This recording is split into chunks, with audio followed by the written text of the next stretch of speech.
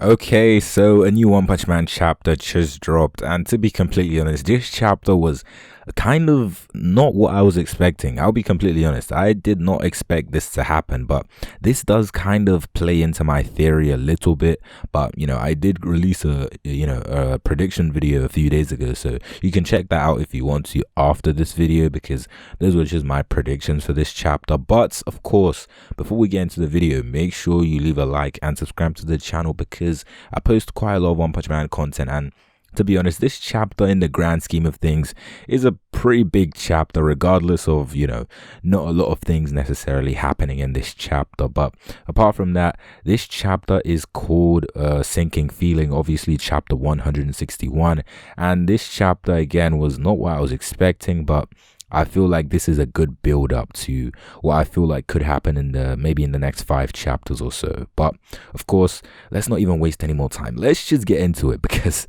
this chapter was very teasing, if I should say. But yeah, let's just get into it. Now, this chapter pretty much starts off exactly where we left off in the last chapter. Garou and Saitama are still facing off against each other, but instead we're starting off with some of, I guess, Garou's flashbacks, or Garou's thoughts in his head. And he's like, all the S-class heroes that were scattered on the ground, even in this situation, they are not showing their faces. I guess that means they are all staying down. And he says, I will become absolute evil without fail. My fist is perfected as well. Now, obviously, Garou thinks there's nothing else that can really stop him. He doesn't even think the S-class heroes could stop him at this point, because he's just too powerful.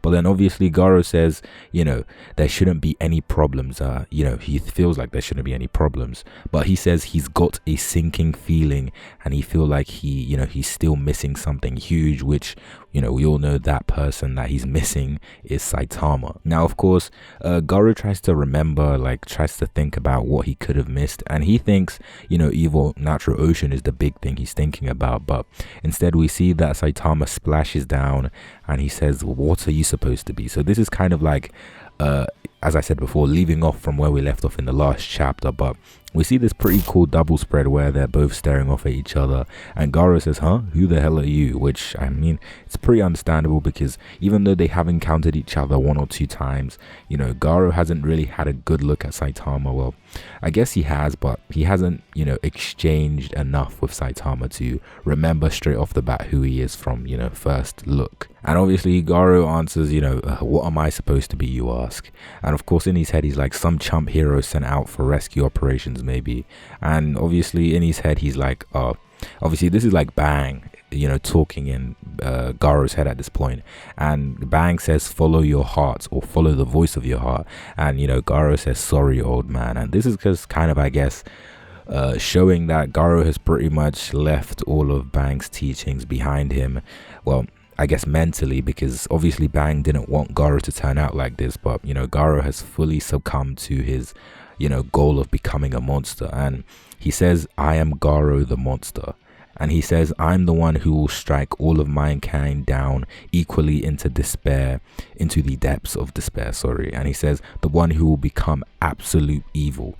Now, of course, this is pretty much a declaration of Garou becoming not a perfected monster, but he's declared that he's basically in, pretty close to his final form, basically. And he goes kind of like on a flashback / monologue in his head about, and make this world into where, all the heroes can turn, can't turn a blind eye to the real monster that he is.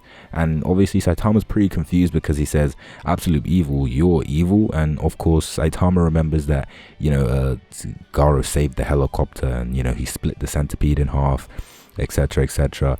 And obviously Garou is just kind of saying, kind of just telling him to leave, and kind of saying, oh, he's going to destroy the Hero Association as well. And there's this pretty cool panel of the Hero Association being like sliced in half. Imagine slicing like a cake in half. That's kind of how they've just illustrated this, which looks pretty cool. But of course Saitama just kind of dismisses Garou and says, all right, if you're not a monster, then he's not really interested. And of course Garou is like pretty confused, even though he's just declared he is a monster. But Garou says, I mean, you don't even look like a monster. I just figured I'm not needed here. And then I guess Garou is still pretty confused, and I feel like Saitama is kind of like the audience. Saitama is the view of the audience. Like, everyone right now doesn't really see Garou as a monster, but I feel like in the next couple of chapters, when he fully awakens, then Saitama will just kind of change his idea of Garou a little bit and take him a little bit more seriously, I guess. But then in the next chapter, we get this pretty like intense panel of Saitama staring at Garou, saying, "I go to complain about the noise and somehow my house gets blown up. So now I'm stuck trying to find my stuff by fishing around in a tide pool. I kind of feel like I'd rather just obliterate the whole planet."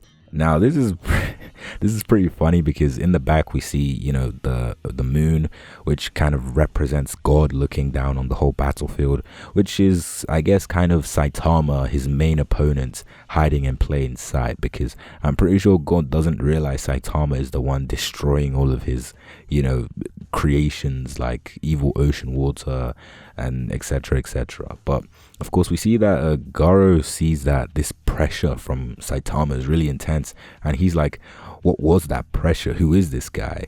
And you know, in Garou's head he's like, I feel like I've seen this guy before. But he's like, no, it doesn't matter who he is. And he tries to intimidate Saitama further by saying, did you not understand at all? Underestimating absolute evil is a huge mistake. And Garou literally just jumps at Saitama with, I'm pretty sure, probably not his full power, but he jumps at Saitama pretty fast. But Saitama kind of just punches him back pretty easily, and Saitama just says, kind of like kind of pretty nonchalant, you know, classic Saitama. And obviously he punches Garou away, and Garou then remembers that, you know, this guy is the bold guy, you know, he's the guy that's been, you know, hitting me once and destroying me ever since. And we see that Garou says, I remember now, that mysterious overpowered bold guy I keep running into over and over again. This is pretty funny, because I guess this is just kind of, again, you know, Garou is kind of speaking from the audience perspective, like it's just an overpowered bold guy, which I guess is pretty funny. But you know, moving on, this chapter was not exactly the most intense, which I'm sure a lot of people might not like, but as I said before, I have absolute trust in Murata, and I'm sure that he will change the tone like pretty abruptly in the next couple of chapters. But then obviously in the last panel he says, what an oversight, I forgot about the target who should take priority over everything else. And obviously we get kind of like a switch of scenery to like the helicopter where Tario and the rest of the guys, you know, kind of got off. And I'm pretty sure he's, you know, the oversight he's talking about might be the S-Class heroes, or maybe it has something to do with Tario, but I'm sure the S-Class hero fight will probably come in the next chapter, or the next couple of chapters at least. But apart from that, that's pretty much all of the chapter. And to be honest, this chapter was pretty short for a One Punch Man chapter once again, but I feel like Murata is doing this on purpose. And once we get to the actual Saitama versus Garou fight, we'll get like extremely long chapters with multiple color pages. That's just kind of my prediction of what Murata could be doing here. But apart from that, that's pretty much all I have to say for this video. I might make a follow-up video to this, as I always do. But yeah, apart from that, if you want to, you know, get notified for that follow-up video that I'm going to do, make sure you leave a like and subscribe to the channel if you're new. And apart from that, I'll see you in my next video.